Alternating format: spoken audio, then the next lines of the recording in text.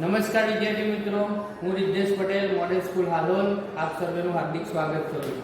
આજે આપણે ધોરણ 12 સાયન્સ ફિઝિક્સ પ્રેક્ટિકલ જેમાં પ્રયોગ નંબર 2 શીખીશું.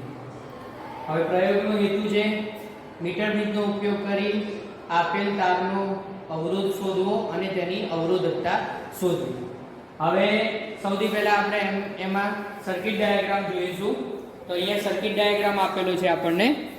તો આ સર્કિટ ડાયાગ્રામ છે. સર્કિટ ડાયાગ્રામની અંદર આ જે છે મીટર બ્રિજ છે, પછી તેનું જે કનેક્શન છે અહીંયા બેટરીના પ્લસમાં, બેટરીનો માઇનસ રિયોસ્ટેટમાં, રિયોસ્ટેટનો બીજો કળમાં અને પછી મીટર બ્રિજ સાથે જોડેલ છે. અહીંયા રેઝિસ્ટન્સ બોક્સ છે, આ અજ્ઞાત અવરોધ છે. હવે આપણે એનું કનેક્શન અહીંયા જોઈશું. કનેક્શન જોઈએ પહેલાં આપણે હવે સાધનોની બેઝિક ઓળખ મેળવીશું. આ એક અવરોધ પેટી છે, આ રિયોસ્ટેટ છે, રિયોસ્ટેટની મદદથી પ્રવાહનું નિયંત્રણ કરી શકાય છે. આ કી છે, આ જોકી આપેલી છે, અહીંયા ગેલ્વેનોમીટર છે, આ અજ્ઞાત અવરોધ છે અને આ બેટરી છે. આ જે પ્રેક્ટિકલ કરવાનો છે તેની અંદર ઉપયોગમાં લેવાતા સાધનો છે.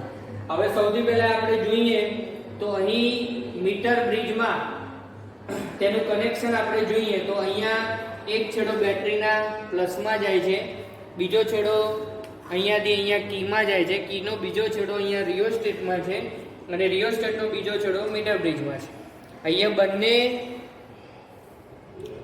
અવરોધ પેટી સાથે જોડેલા છે અને આને અજ્ઞાત અવરોધ સાથે જોડેલા છે. અહીં મિડર ટર્મિનલ છે, તેને આપણે ગેલ્વેનોમીટરના રેડ સાથે અને એની સાથે એને જોકી જોડેલી છે. બરાબર, આ આપણું કનેક્શન થઈ ગયું છે.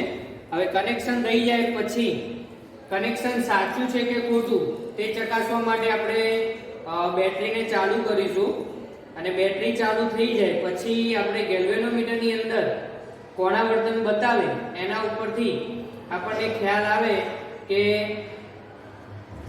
કનેક્શન સાચું છે કે ખોટું. તો અહીંથી હું સ્વિચ પાડું છું, અહીંયા કી ચાલુ કરું છું.